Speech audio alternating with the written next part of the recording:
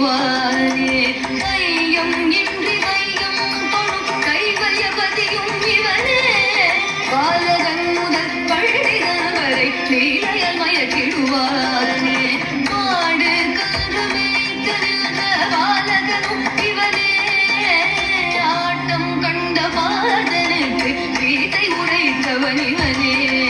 மாடு கன்று மேய்த்து நின்ற பாலகனும் இவனே